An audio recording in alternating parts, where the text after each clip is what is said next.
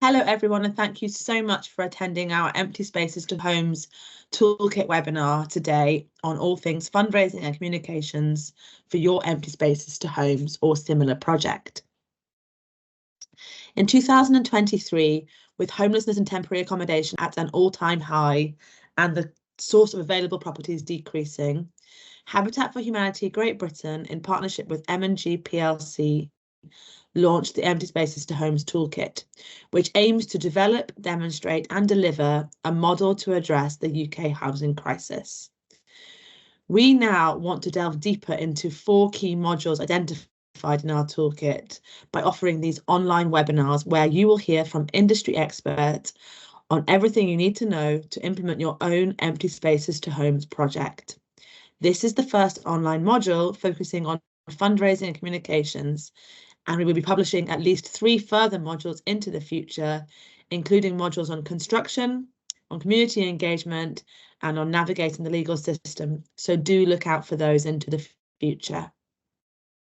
Today, we'll be hearing from a number of experts within both the fundraising sector and the communications sector, which will hopefully help to give you some insight and inspiration on various fundraising methods which will help you to raise the capital to run your project, as well as different marketing and communication methods, which will help you to tell the story of your project and reach a wider variety of donors.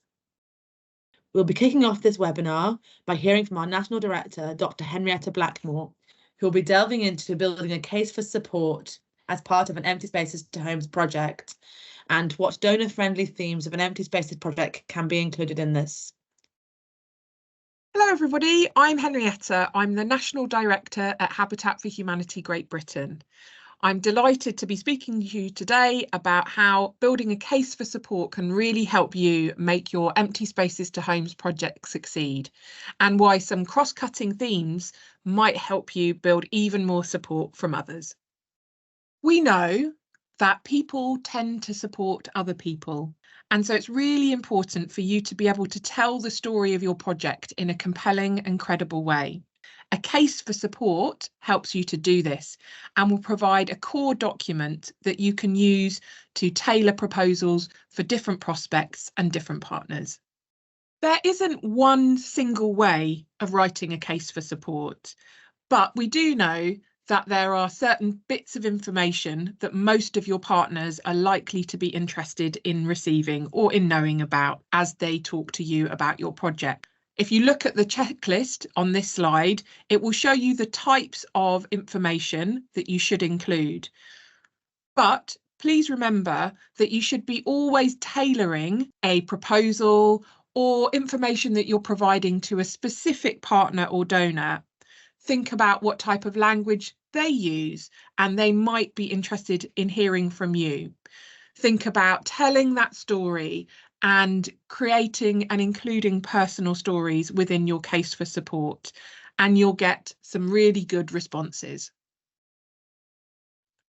There are many reasons why having a strong case for support is important. As we've said before, it provides core information about the project, and it will help you as you work through it to refine and articulate and communicate what you want to achieve and what impact you are hoping to see through your project. You might use it as a basis for tailored proposals to different prospects and partners. It will help you tell the story of the project in a compelling and credible way.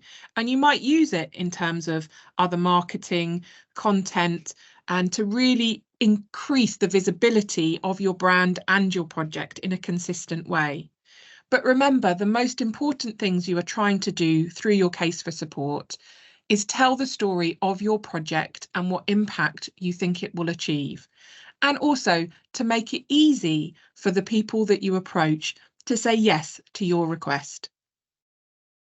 Your case for support will include details of the specific outcomes and impact that you think your project will achieve. But it may also talk about what we call cross-cutting themes, which can appeal to donors, to partners, and to other supporters because they are keen on achieving impact in these types of areas themselves. Some examples where Empty Spaces to Homes projects may contribute to cross-cutting themes include issues around sustainability, around access to education, jobs and other opportunities for individuals and communities who benefit from decent homes. It may contribute, for example, to issues around health equity, to supporting people, for example, with disabilities, to thrive and flourish in a suitable and safe environment. They might contribute to other issues around inequality. They might also contribute to issues around the climate, around energy poverty, and around other environmental impacts. We will talk a little bit more about this in a section about the Sustainable Development Goals. One of the cross-cutting themes that you may want to talk about in your case for support is around the Sustainable Development Goals, or SDGs. Before you approach any prospect, any partner or any donor, you'll be doing your research and you'll know what it is that they are most interested in. Many of them will have their own interest in tracking impact related to the Sustainable Development Goals. So it's really worth being familiar with what they are in case there's something that you want to talk about in relation to your project.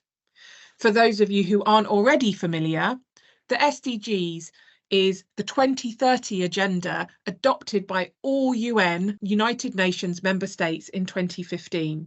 And they provide a shared blueprint for peace, for prosperity, for people and the planet, now and into the future. And at their heart are 17 goals, 17 Sustainable Development Goals, which are an urgent call to action for all countries to work in global partnership for the good of people and the planet. If you do decide that you want to include something about the Sustainable Development Goals in your case for support, do go and have a look at the 17 SDGs to see which of them are most relevant to your project. But in general, what you will see is that housing and shelter contribute either directly or indirectly to all 17 of the goals. And this is something that you can really emphasise when looking for support, whether it's financial, fundraising or other types of support for your Empty Spaces to Homes project, as this will really appeal to a wide variety of donors who may themselves be interested in working and achieving impact across all or any of the 17 goals. Just a few examples to think about are, for example, SDG 6, which is around clean water and sanitation. We know that a decent home includes access to adequate, good quality water and sanitation facilities, and your project might be addressing this for vulnerable communities. Another example would be around SDG 13, which is all about climate action. We know that the most climate-friendly homes are the homes that already exist. And therefore, if your project is about retrofitting and creating new homes from existing spaces and existing buildings, this is something that you could really emphasise as an additional benefit of supporting your project. At its core, SDG number 11, which is around making cities inclusive, safe, resilient and sustainable, is really important when we think about the housing and SDG nexus. For example, goal 11.1 is around safe and affordable housing and says that by 2030, we want to ensure access for all to adequate, safe and affordable housing, as well as basic services and the upgrading of slums. This is something that is likely to speak directly to your Empty Spaces to Homes project and is something that you can use to create even more support for the work that you want to do. One of the most compelling reasons a donor might support an Empty Spaces to Homes project is their prioritisation of projects which serve to tackle climate change. Unfortunately, climate change and housing go hand in hand. As a global charity, Habitat for Humanity recognised that the climate crisis is also a housing crisis, and one which disproportionately affects people in countries that are particularly vulnerable to the adverse effects of climate change. In fact, climate disasters were the primary driver of internal displacement during the last decade, forcing an estimated 20 million people a year from their homes. July 2023 had the highest global temperatures on record, providing the world with a glimpse of life above 1.5 degrees Celsius from pre-industrial levels. Climate change has been a matter of urgency for decades, but increasingly weather patterns are underpinning and underlining the importance of immediate action. Donors and supporters are rightly concerned. According to the Office of National Statistics, 74% of UK adults are worried about climate change.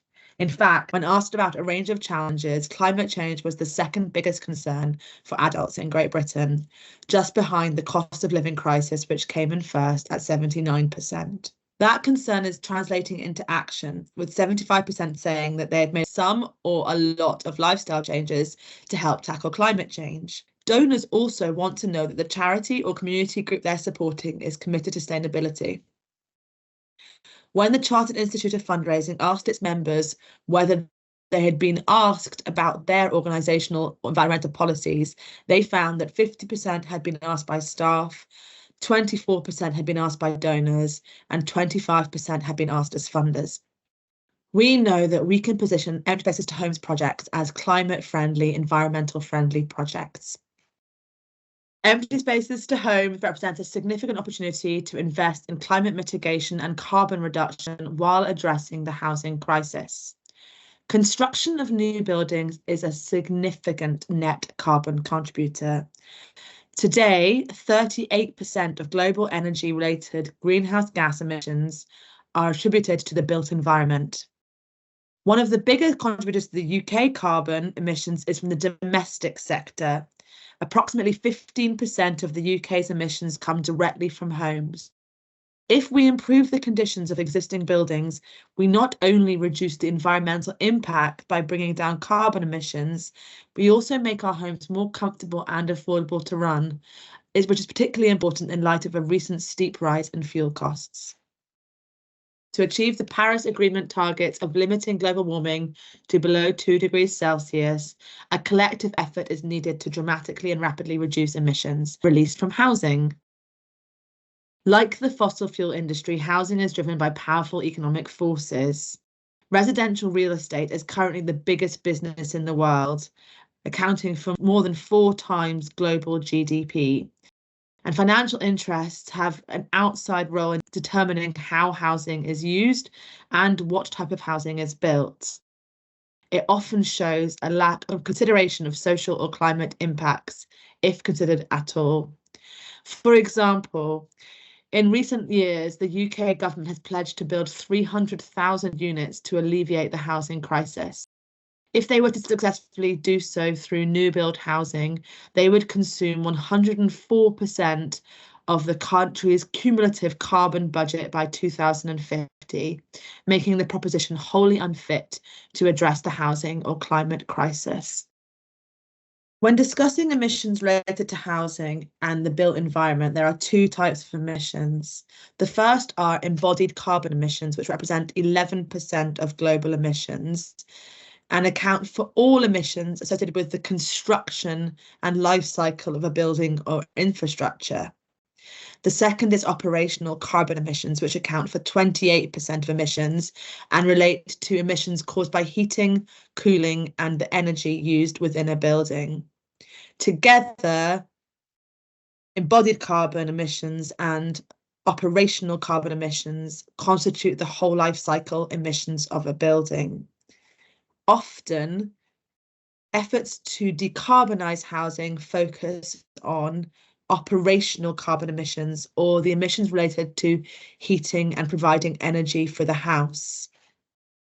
We know that by retrofitting and rebuilding empty buildings into housing, we can optimise the built environment already in existence. Studies showed that reusing an existing building can reduce emissions by 50 to 75% compared to what an identical new building would generate. Reducing these emissions through refurbishment or retrofitting has the advantage of optimising vacant buildings and regenerating neighbourhoods around them while preserving traditional characters of communities. Reusing buildings can also allow for sustainable land use. For example, the creation of 15-minute cities create housing in higher density communities which are contained and reduce urban sprawl, therefore protecting agricultural and amenity land and making more efficient use of existing urban land. Close proximity also enables modes of sustainable travel such as walking, cycling, and use of public transport. Environmental, social, and economic benefits result from less dependency on cars and a reduction in emissions. In 2019, residential buildings accounted for 22% of total energy consumption. By 2050, it is estimated that at least 80% of today's building stock will still be in use. Targeting these buildings is key to climate policy action that must be urgently undertaken. 2 actions to help improve the performance of this building include refurbishment of existing buildings to extend their life cycles, increase the intensity of their use and maximize occupancy, and energy retrofits that increase the efficiency of a home and decrease energy demands on occupants. In Habitat's experience, our retrofit project in London was completed balancing energy efficiency with cost. Our energy performance rating was improved from D to B. Refurbishing empty buildings avoids demolition waste and reduces new carbon emissions with transport, landfill, recycling, and mining of new materials. Finally, where possible, organisations can also explore the use of recycled materials within their retrofit project. We recognise that one of the most fundamental steps of adopting an Empty Spaces to Homes project is to secure funding to make it happen. Henrietta has already shared information about preparing a case for support, which can be used as a basis for tailored proposals for prospects. Habitat for Humanity Great Britain are continuing to pursue new funding mechanisms, which we will strive to make available to organisations looking to adopt Empty Spaces to Homes project. However, in this section, we will also look to share insight and knowledge to help raise philanthropic funds from a range of donors based on their priorities, capabilities, and concerns. Empty Spaces to Homes are broad projects and have multiple touch points, and as such can attract a diverse range of donors with wide range of thematic interests. We've already discussed Empty Spaces to Homes projects being aligned with a climate agenda. They are also incredibly popular and able to secure support from companies looking to engage colleagues and customers in their CSR and environmental efforts. National and local businesses are a good potential source of funding for an Empty Spaces to Homes project, forming a potential corporate partnership. Corporate partners have different ways of judging the fit of your organisation, and there are some easy criteria you can use to identify prospective partners. Firstly, geography. Most big corporations are looking to demonstrate to employees the difference that they are making is both on their employees' doorsteps as well as global. You might want to make a list of all companies with major offices in the proximity of your project, especially those who have invested in large employee premises recently. I would aim for a distance of around 20 miles. Fit. You will also want to identify partners who are uniquely placed to support your work. The best known brands receive a lot of requests for support and are often inundated with potential opportunities and projects. Consider companies who are less well known, but for whom their purpose has synergy with your mission, and make targeted approaches accordingly. For example, Tesco's as a shop will likely receive multiple large requests for support for their local school, their local community group, their local scout hut, as well as your capital project. You might wish to consider instead a local construction company or house builder who has links and ties to the area uniquely. Finally, you should consider gift in kind. Some companies find it easier to make non-cash donations or a mix of cash and products. When you are building your project's budget, identify the materials which companies could donate and package these up. For example, roof tiles, wooden beams, paint, plaster, or brick. You can package these up alongside a financial ask where it feels appropriate. Many companies are also looking for a really robust corporate fundraising and volunteering offering. Corporate volunteering is a very compelling way for companies to make an impact in communities in which they are based and where their workforce live, while also providing an opportunity to build morale and engagement amongst their staff base. It also provides a fantastic opportunity to engage their employees with your cause, which builds your wider supporter network and creates donors of the future with whom you can raise vital funds. By creating an engaging volunteering offer, which enables employees to get directly involved in the work of your organisation, you should be able to secure financial support from the private sector. Large companies will often have a budget allowance that they can allocate towards team building activities, and demand for these activities is growing in the remote and hybrid world of working post-pandemic. By packaging this up, you can create an opportunity to sell engaging volunteering opportunities. The value of the experience you offer is dependent on the range of criteria, including the type of activities you offer and the size of the team you can host. You need to ensure you are covering costs associated with hosting, planning and delivering the activity. It is imperative that your fee covers staffing and materials as a minimum, and it should also include a contribution to the overall Empty Spaces to Homes project. Habitat for Humanity offer opportunities for volunteers of 5 to 10 to get involved either on our sites or in our specialist workshops. We are able to package this up for companies to make a considerable donation to our Empty Spaces to Homes or wider programmes while engaging with colleagues. You may find some companies who say that there is no budget available for volunteering. We, the not-for-profit sector or community groups who are supervising and providing activities for volunteering teams, should not feel guilty about covering your own costs and even generating a profit for your vision and mission. Being able to clearly articulate this and provide a breakdown of costs associated with volunteering demonstrates the value for money in charging for volunteering days. And when you are able to break this down, you will often find that budget can be found from within the business to support what will be an inspiring and engaging day for companies and their employees. Many companies will also reflect the themes that Henrietta described in her case for support, looking for projects which offer clear opportunities to contribute to urban regeneration or the cost of living crisis in local communities in and around a company's offices or headquarters. Hi everyone, I'm Lucy, the Partnerships Coordinator here at Habitat for Humanity GB, and I'll be talking about researching different trusts and foundations and how to identify the right trust or foundation that's suitable to funding your project. So I've just got here a list of important factors to consider or to look out for when researching a trust or foundation for your project. It's really important to research all of these things before making an application, because you don't want to waste time applying for funding from a donor that was never going to fund your project in the first place.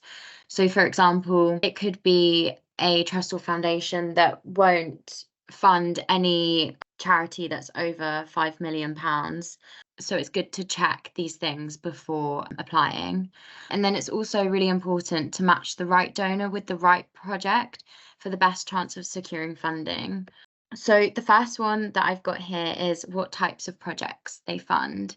This is really important because all trusts and foundations will have specific interests and areas of charitable work. So it's really important to check on their website or application guidelines what types of projects the donors tend to fund. So, for example, they may only fund projects that directly benefit children.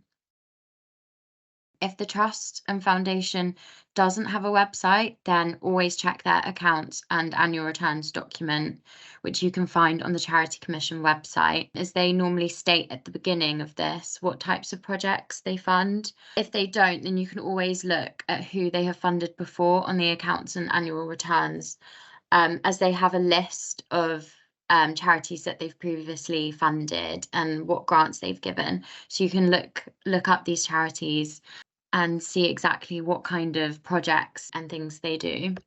Along with this, it's equally important to check where they fund before you apply. So many UK registered trusts and foundations will only focus their funding on projects within the UK. So it's important to just make sure where specifically they want to fund projects. And as I said, if they don't have a website, then you can always check in their accounts and annual returns. If you're an international development charity, it's best to check whereabouts that they fund. So some trusts and foundations may also only fund small charities. So that's also important to look at before applying, as they'll probably state either on their website or in their accounts and annual returns that they won't give to charities over a certain income. So it's important to look out for that and whether you fall into the right threshold. The application deadline, or when the trustees meet to discuss applications, is also really important. Sometimes this will be once a year, sometimes it will be quarterly, but it's always good to make sure that you check this so that you know when to apply by it, as often trusts and foundations will be really strict on deadlines as they get a number of applicants. So it's good to just make sure you know exactly when you need to apply by. And then finally, just checking the general guidelines that will often be on the Trust and Foundations website. Some want you to include certain things in your application, like a full budget breakdown or examples of previous projects. Some may want you to apply through their website or through an online form. So it's important to just check each donor's specific guidelines and always apply through the method that they have suggested. So whether that's over email, through post, or an online form. Here are just some useful resources for researching a trust or foundation. I've already spoken a bit about the Charity Commission website, but this is great for finding everything you need to know about a trust and foundation all in one place, and it has a really good basic overview of what and where the charity funds, and it will have all the contact details and who the trustees are. And as I said, you can check their accounts and annual returns, which will have how much they tend to spend and who they have funded before. There's also free or subscription grant directories, such as Grants Online, which is part of the Charities Aid Foundation. And these are great because you can filter your search to specifically what you are looking for. And you can also sign up to their newsletters and be the first to hear about the latest funding opportunities. They also update their database system, so you know that it is accurate and has all the latest information on the trusts and foundations that you're looking for. And this will be updated very regularly. There's also local community foundations, which are really useful for an Empty Spaces to Homes project specifically, as they fund community and local projects in their areas. And there are community foundations all over the country. So you can find your local one on the UK Community Foundations website. And they're all about enhancing community needs and helping people in the local area, which is exactly what a project like Empty Spaces to Homes does. So I'd really suggest having a look at one of those for your Empty Spaces to Homes project. There's also community voluntary services, which are similar, but they focus more on community engagement through mobilising, supporting volunteers. But they do provide resources and information on funding opportunities. So it is also one that you can look at. And then finally, I've just put here just your general contacts and network. It's really important to always be speaking to people about your ongoing projects and asking if anyone knows of any potential donors, especially if your organisation is in the charity sector. Then these contacts and network may be wide, so you use them and use them as much as you can. Here at Habitat, for example, we're part of an international trust and foundations network and a small and medium trust and foundations network. So that's where we all get together every few months. Lots of different fundraisers from loads of different charities all over the UK. So we get together every few months to just go over our experiences funding in the last months And I find those sessions really useful in terms of finding new trusts and foundations that maybe I haven't come across before, but also discussing how to apply to various trusts and foundations and advice on applying. And you can ask people about specific donors that you might be interested in and how they got in contact with them and how they secured funding from them. So things like that are really useful, but your contacts and network are there for a reason. So yeah, use them as much as you can. Thank you everyone for listening. And I hope that was useful and gave you some insight into identifying and researching trusts and foundations for your Empty Spaces to Homes project or similar project.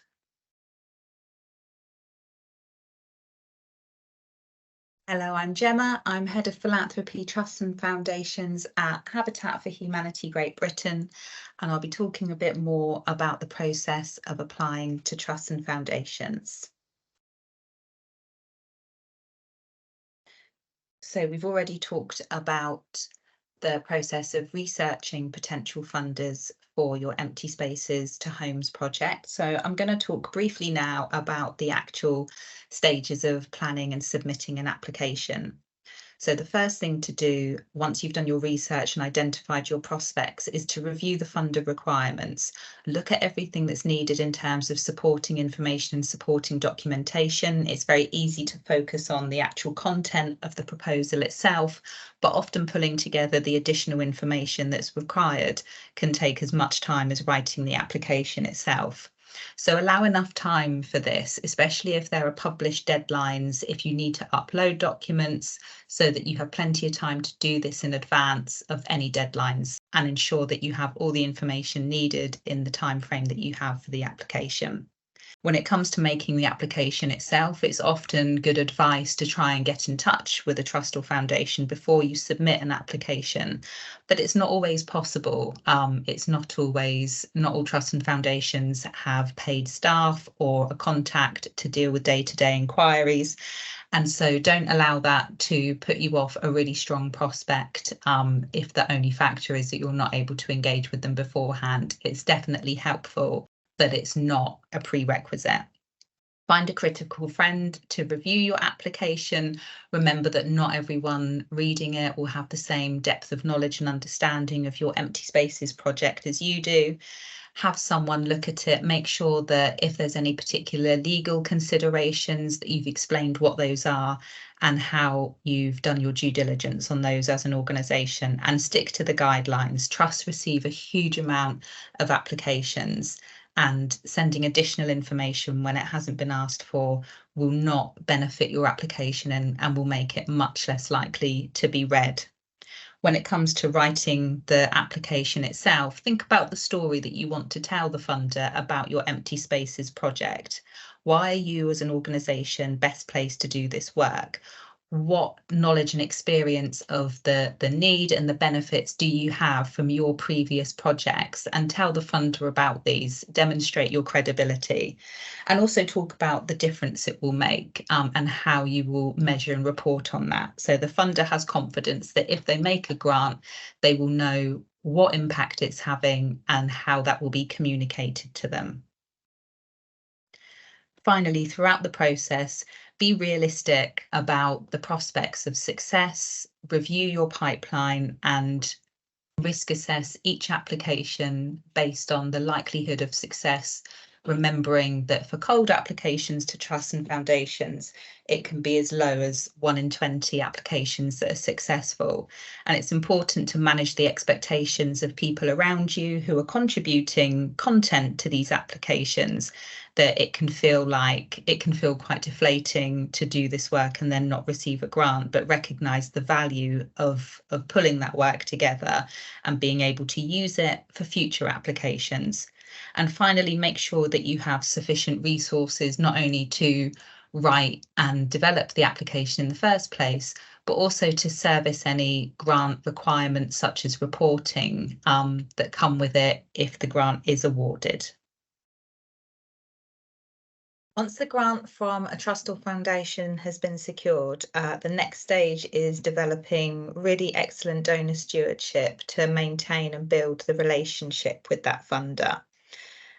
How do you do this? There's a few strategies. So the basics are, of course, meeting the reporting requirements that are mandated by the funder. And if the funder hasn't outlined any particular reporting guidelines, don't assume that that means that they don't want to hear from you again about the project. A lot of trusts and foundations, particularly smaller funders, report that they make a grant towards a project and then don't hear from an organisation again until they come back asking for a further grant. So ensure that all trusts and foundations receive an update report communicating the impact of their funding. Even if it's a shorter, lighter touch report, every funder should receive communication. And these reports shouldn't be the first place that funders hear about any issues with the project, particularly if they're ones which would significantly impact the timeline or the scope of the project. Don't wait for reporting to share these issues, communicate them immediately. The next level of relationship building with a trust and foundation goes beyond reporting into more direct involvement. So this could be inviting trustees from a trust or foundation to an event or an activity. It could be sharing plans for the future of the programme with them, or it could be other roles. For example, they may have connections in property or housing, which is why they've supported the project in the first place. There could be a role in an advisory or project working group capacity that would be appropriate, or an introduction really to their network. Communicating impact is critical for developing a relationship with trusts and foundations, and this can go beyond the project itself. So it can be talking about the effect that the project has had in terms of learning, in terms of inspiring other projects, the catalytic effect that the project could have had as a result of their funding, and of course personal stories and communicating the impact to individuals that have been participating in the project is always really, really powerful. Funders can be great ambassadors for a project. They can help you to build relationships and networks with other funders and other supportive organisations. So it's really crucial to develop a strong relationship with them and to have the stewardship tools and plan in place to support that. For companies who are comfortable with taking on the risk of capital debt, social financing may be an option. Social investment, also known as impact investing or social finance, is a term that has grown in use in recent years. It should not be confused with terms like responsible or ethical investing, which are types of investment that seek to reduce or remove any negative impact or harm, such as not investing in businesses that contribute to deforestation, for example. By contrast, social investments are investments of money that are made to purposefully produce a specific, positive and measurable social outcome, allowing an investor to make a specific social impact.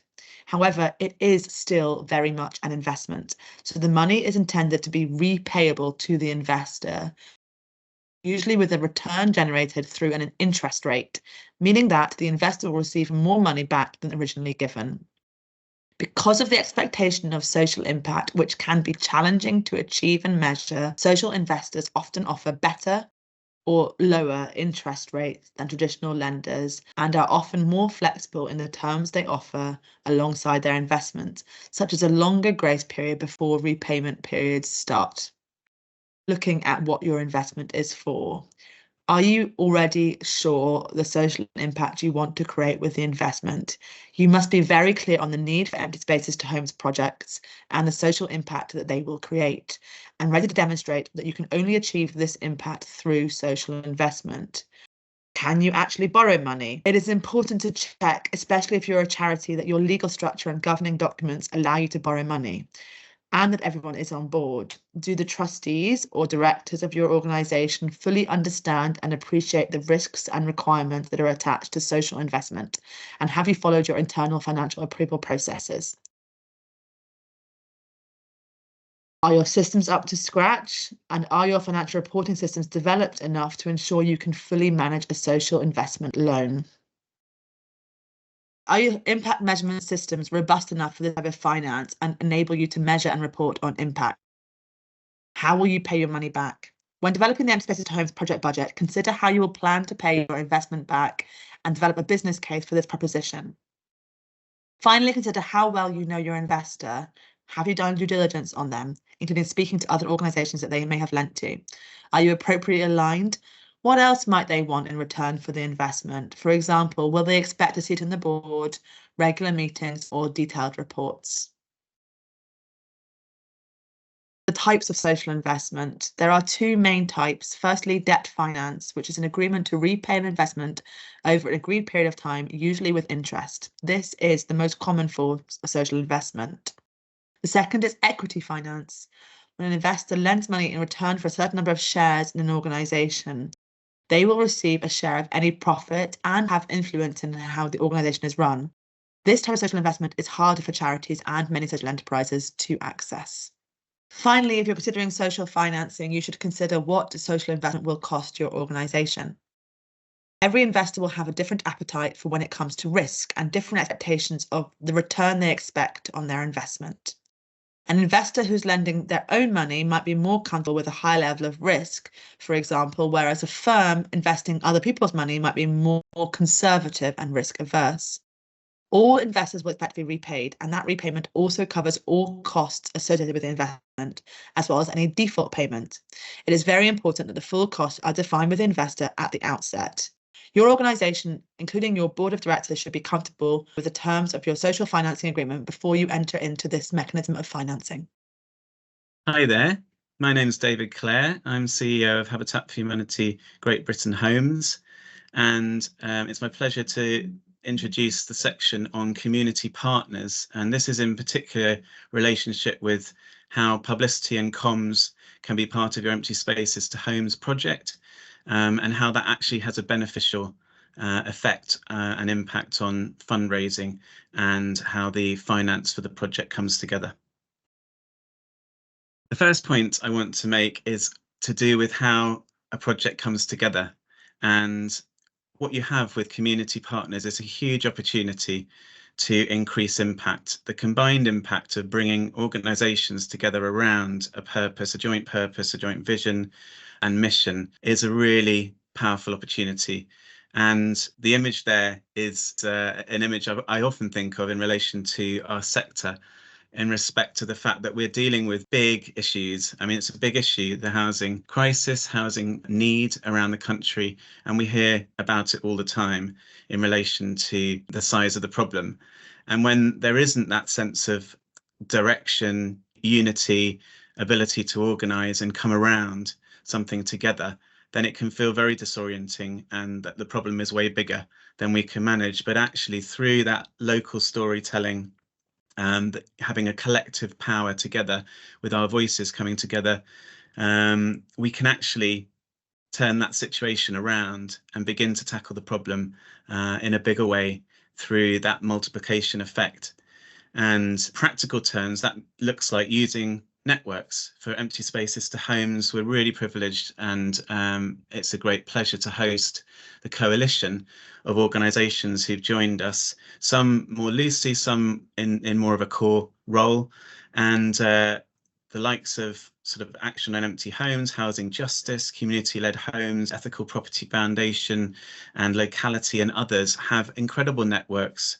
And working in partnership as well with the Empty Homes Network, we've been able to really connect together peer networks and others involved in this arena to actually have a louder voice, a more clear voice around the whole concept of Empty Spaces to Homes. And that's been through that combined impact approach. So we've talked about the big issue and how to come and get together around that and be a collective voice. That's great and helpful from a communications point of view and in terms of publicity around the programme and around the issue that you're tackling together. But for the project itself, we really need to think about who's going to be involved and why, and how that can be in the form of a genuine partnership. And by that, I mean, what's each individual partner actually contributing and receiving from that working relationship. that's really something that's worth spending time on early on in the Empty Spaces to Homes project. It's something that will actually pay dividends later on as each organisation begins to understand their part. And you know, the picture I've used here is of a puzzle coming together, because actually each piece is individual, each piece is unique, but each piece can play their part in the bigger picture. Obviously, if you have a piece that's just wanting to be the piece, then it's kind of out of kilter with the fuller picture, which involves, you know, both a combination of a sort of a desire, ambition around what's being trying to be achieved collectively, but also in relation to your own organisation in terms of mission and contribution. So it definitely takes some time to work that out together. But as that comes together, that's a really powerful sort of interlocking piece. And what you're looking for is to be in a position where those values that you hold as an organisation and your mission or direction are complementary with the overall project, and there's an alignment around vision, which is what carries the project through. And what you will then discover is that those outcomes that you collectively want to see really do come through the project, and there's confidence that that's where you're heading, and that's what will come out from the project itself.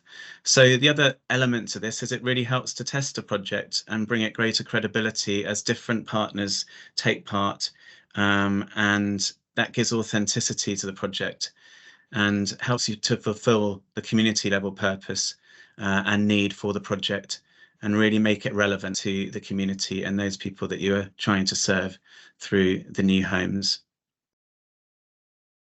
So what's the purpose of coming together? Why work in partnership together? Why look at these community partners coming together?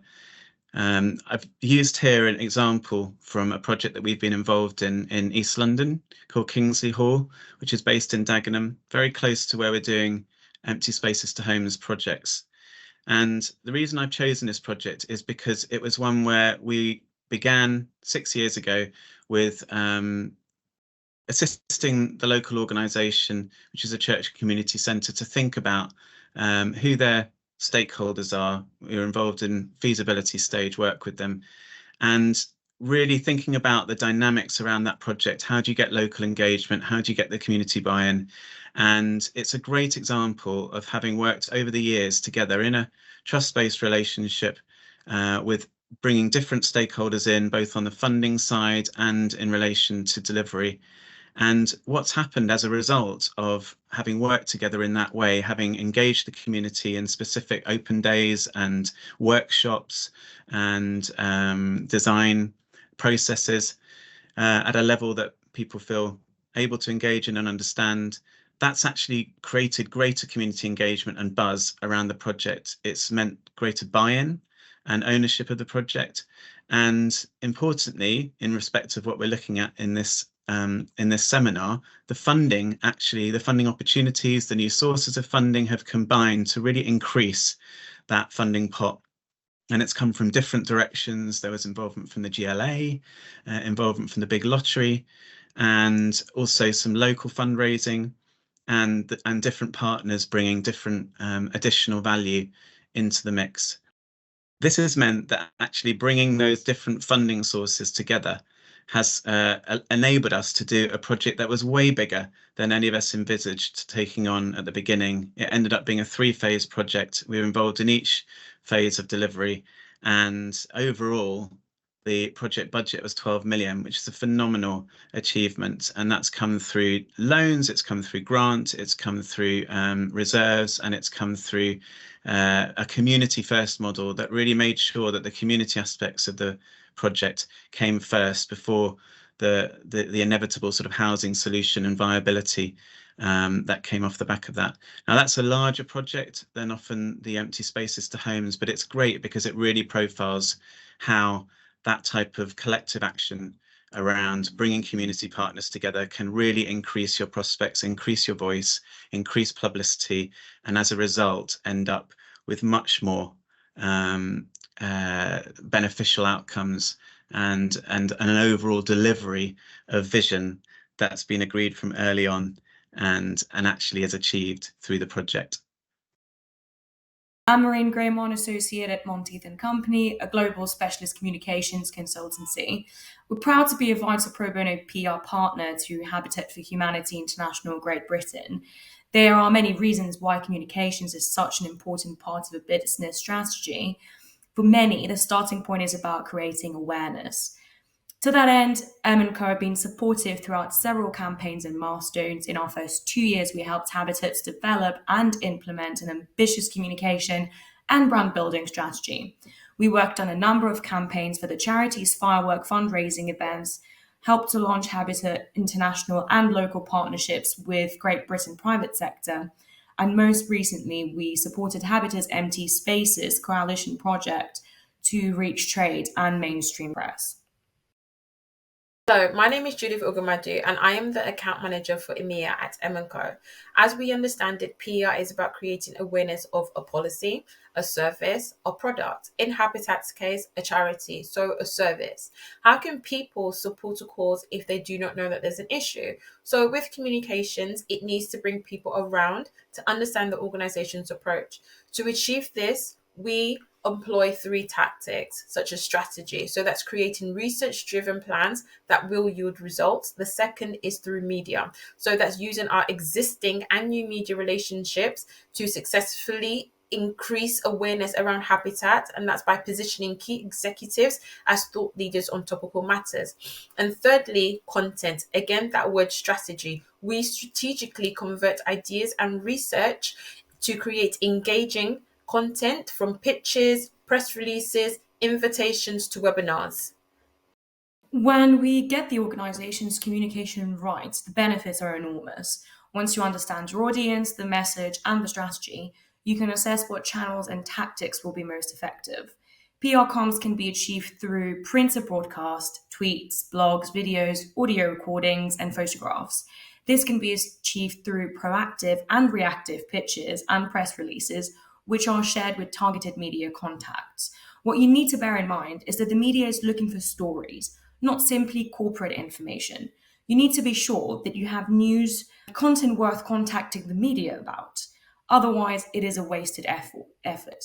As a PR agency, it is our job to consult and advise Habitat on when a story is not up to scratch or needs more work, so we as PR practitioners have the best chance to secure the right media opportunity. So this slide will cover off coverage results. We have successfully placed Dr. Henrietta Blackmore in UK fundraising to announce her new role as National Director. And in the same outlet, we achieved coverage of the 2023 Christmas Appeal. We also achieved coverage of the former CEO Tum Kuzunga in civil society. The outlet did a profile piece on him and he discussed why it's hard for certain people to crack into the charity sector. And most recently, we achieved a broadcast hit in France 24 for Dr. Blackmore to discuss how the charity is helping displaced and refugee women in Ukraine on International Women's Day. When communications is successful, these coverage results aim to create awareness, educate people, and win their support. The job of communication is to then encourage people to act. If for Habitat, that's to donate or to start a beneficial behaviour. PR is a crucial role. Every organisation, regardless of whether it is a private sector company, a government, local council, a not-for-profit company needs to communicate if it is to achieve its business aims. The creation and maintenance of a positive reputation through targeted, well-planned communications can make a powerful contribution to an organization's success. Key considerations to go over, very important. If you don't communicate or do it in the right way, stakeholders won't know about why your service is right for them. At M&Co, we believe it's important to keep up with industry developments and trends, so you know what is going on and what you can talk to. Use and produce industry data so you can provide those key stats, something that journalists really crave. Also, start with a narrowly defined target audience so you can get the most traction from the media outreach you make and secure those important wins. Again, be realistic about your goals. What are you trying to achieve? What is your best approach? But remember, we at M&Co are never too far away and are always at hand to share ideas, recommendations, and provide counsel to help meet those business needs and objectives. Hello, I'm Georgina, Digital Engagement Coordinator at Habitat for Humanity Great Britain. Thank you for joining today's webinar. And thank you to our partners at Monteith for your presentation on PR comms. Welcome to a brief overview of how to empower change using digital strategies for your empty spaces to homes projects. Now, as you can see, the goal today is to equip you with the tools and knowledge needed to elevate your fundraising initiatives to communication strategies. With the strategies, you'll be able to unlock the full potential of empty spaces, turning them into thriving homes. By the end of this webinar, you'll have a clearer understanding of how to leverage digital platforms and tools to amplify your message and engage your audience like never before. Now let's dive into your communication strategy for fundraising with identifiable key audiences that are crucial to your fundraising success. We've also outlined tailored strategies to help you engage with each of them effectively. Funding partners and significant supporters. For your funding partners and significant supporters, recognition is key. By implementing personalized acknowledgement campaigns, sharing impactful success stories, and hosting exclusive events, you'll deepen their connection with your cause and inspire continued support. These efforts will ensure that your most important supporters feel valued and appreciated, motivating them to contribute to your fundraising goals. Local community partners and funders. Your local communities play a vital role in your project, and it's essential to showcase their impact. Through content collaborations with local influencers and community events, you can highlight the positive transformations happening in your own local area. By involving local stakeholders and demonstrating the tangible benefits of your project, you can foster a sense of ownership and pride within the local community, leading to increased support and engagement. Wider public. To reach a wider audience and raise awareness on a national scale, you'll need to scale your efforts accordingly. Social media campaigns, educational content, and strategic partnerships will be instrumental in spreading your message far and wide. By leveraging the power of social media platforms, sharing informative content about your project, and forming partnerships with like-minded organizations, you can create an environment of support and build momentum for your cause. Now let's discuss the practical tools that will drive your strategy forward. Utilizing social media platforms such as Facebook, LinkedIn, Twitter, and Instagram will allow you to connect with your audience in real time to share engaging content and amplify your message to a broader audience. It is always best to do some research into the audience you have and the audience you want in order to choose the appropriate social channels to use. Your website will serve as a central hub for information about your project, providing visitors with detailed insights and updates on your progress. And additionally, email newsletters will enable you to communicate directly with your stakeholders, delivering personalized messages and updates straight to their inboxes. It's essential to measure the success of your efforts to ensure that you're on the right track. By tracking metrics such as likes, shares, comments, website traffic, and user interactions, you gain a valuable insight into the effectiveness of your communications. These metrics will allow you to identify what's working well and where there's room for improvement, and empowering you to refine your approach and maximize your impact.